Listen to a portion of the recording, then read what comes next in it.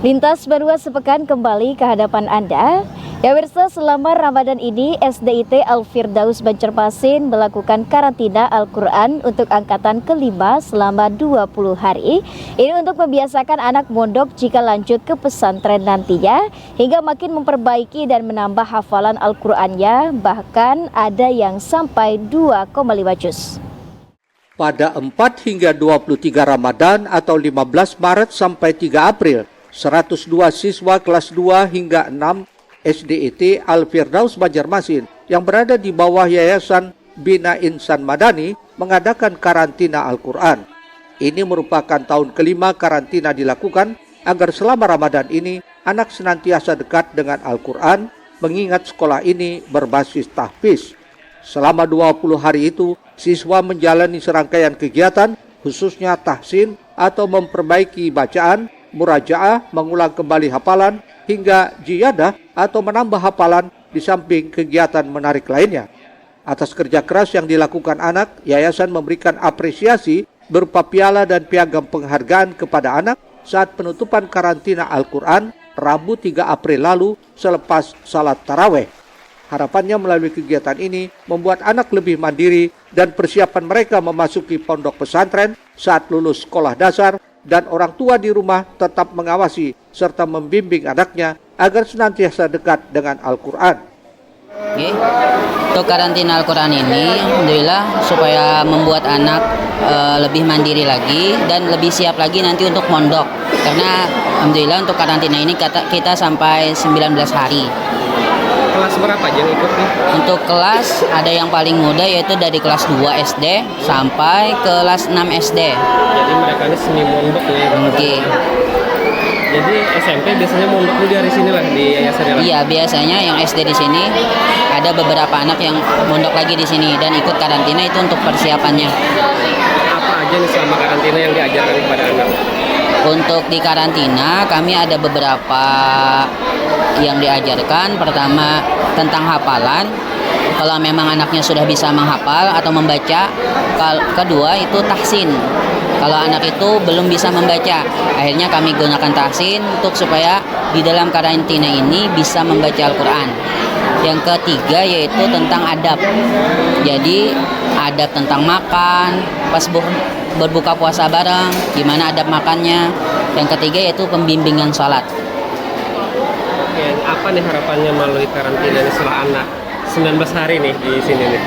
Semoga anak-anak penerus kita lah menegakkan agama Islam, yaitu mendirikan sholat dan puasa di bulan Ramadan ini. Panitia juga mengapresiasi atas dukungan orang tua selama karantina karena mereka tega melepas buah hatinya hingga tak ada anak yang dijemput pulang terkecuali sakit. Kini anak diperbolehkan pulang ke rumah masing-masing selepas Idul Fitri atau sesuai kalender pendidikan yang ada akan kembali ke sekolah dengan harapan selama di rumah tetap menjalankan program yang telah diikuti sewaktu karantina. Eko Anggoro, Banjar TV.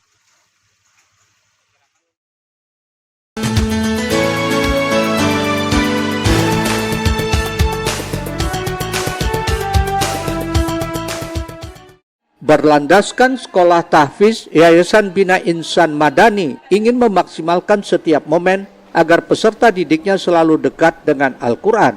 Apalagi di bulan Ramadan yang penuh dengan pahala, sehingga kembali dilaksanakan karantina Al-Quran. Selama 20 hari karantina, anak lebih banyak melakukan tahsin atau memperbaiki bacaan, murajaah, mengulang kembali hafalan, hingga jiyadah atau menambah hafalan. Hasilnya pun cukup menggembirakan, karena ada anak yang berhasil menambah hafalannya hingga 2,5 juz dan memurajaah sampai 4 juz. Harapannya anak bisa menghafal 10 juz saat lulus nantinya sesuai target yang diinginkan, meski ke depan akan disesuaikan dengan kemampuan anak. Kalau untuk kelas 6 sebenarnya itu ada yang sudah memang hafalan 10 juz. Jadi di program ini mereka memurojaah atau mengulang hafalan. Jadi kalau yang setoran itu ada yang capaian sampai 2,5 juz. Tambahannya lah selama Iya, karantina tambahan ini? selama karantina ini. Kalau yang mengulang hafalan ada sampai 4 juz. targetnya sendiri dari SD ini berapa sih bisa jadi habis nih kalau programnya sendiri? Kalau target dari SDT Al Firdaus sendiri hafalannya 10 juz, menyesuaikan kemampuan siswa. Tapi sudah ada yang mencapai lah. Alhamdulillah biasanya di kelas 5 ada yang mencapai 10 juz.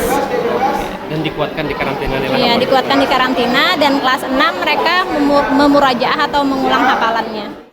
Kurnia berharap saat anak lulus nantinya bisa melanjutkan mondok di SMPIT Al Firdaus agar program yang dirancang yayasan bisa berkelanjutan dan menghasilkan para hafiz asal kota Seribu Sungai.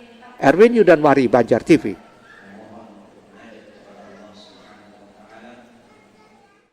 Pemirsa, bagarakan sahur atau membangunkan orang untuk bersahur sudah menjadi tradisi warga Martapura, khususnya tiap malam ke-20 bulan Ramadan. Tahun ini ribuan warga Martapura, Kabupaten Banjar tumpah ruah ke jalan pada puncak bagarakan sahur Minggu dini hari lalu.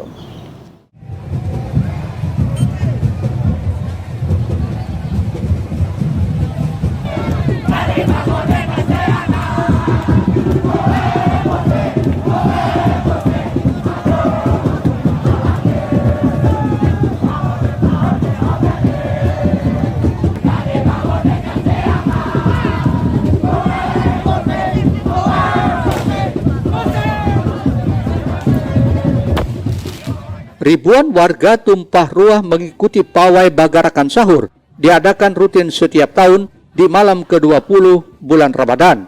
Kegiatan ini turut diikuti barisan pemadam kebakaran, bahkan warga dari luar daerah pada Minggu dini hari 31 Maret lalu. Jika pada malam-malam sebelumnya bagarakan sahur hanya diadakan di tiap rukun tetangga atau desa kelurahan masing-masing, kini mereka bersatu di malam puncak di 20 Ramadan. Inilah yang membedakan dengan bagarakan sahur di Martapura dengan daerah lainnya. Setelah malam ke-20 Ramadan, tidak dilakukan lagi bagarakan sahur sampai Hari Raya Idul Fitri. Setiap kelompok membawa alat masing-masing, mulai dari sound system, drum band, rebana hingga tandon, dan uniknya lagi, beberapa pemuda melakukan cosplay dengan memakai pakaian ala tuyul hingga pocong. Menurut koordinator bagarakan sahur Muhammad Maki, antusias peserta mengikuti puncak bagarakan sahur tiap tahun selalu bertambah. Selanjutnya, mulai malam 21 Ramadan, tidak dilakukan lagi bagarakan sahur agar tidak mengganggu warga yang fokus melaksanakan salat malam dan ibadah lainnya. Bagarakan terakhir, malam terakhir maksudnya itu malam 21 sudah ditiadakan. Untuk mengingat orang pada khusyuk untuk ibadah malam 21 itu. Jadi yang ini nih warga Paseangan semuanya atau gimana? Ini kumpulan semua partisipasi masyarakat lain, ada gabungan BPK, ada gabungan masyarakat kampung sebelah juga. Untuk malam awal sampai terakhir malam ini. Ini yang bergabung. Oh, jadi yang besarnya malam ini aja. Malam ini yang terakhir. Berapa banyak masa kira-kira Pak? Setiap tahun. Untuk masanya sendiri ada berapa banyak kira-kira? Mungkin tambah tahun tambah banyak. Ribuan mungkin lebih. Banyak dengan kostum unik. Apakah itu ada arahan dari panitia atau gimana? Tidak ada arahan, itu semua inisiatif masing-masing. Inisiatif dari masing-masing. Mungkin apa pesannya kepada masa yang nanti ikut? Untuk pesannya, berhubung ini kan menjaga silaturahmi, dijauhi dari kekerasan, dilarang obat-obatan, minuman keras.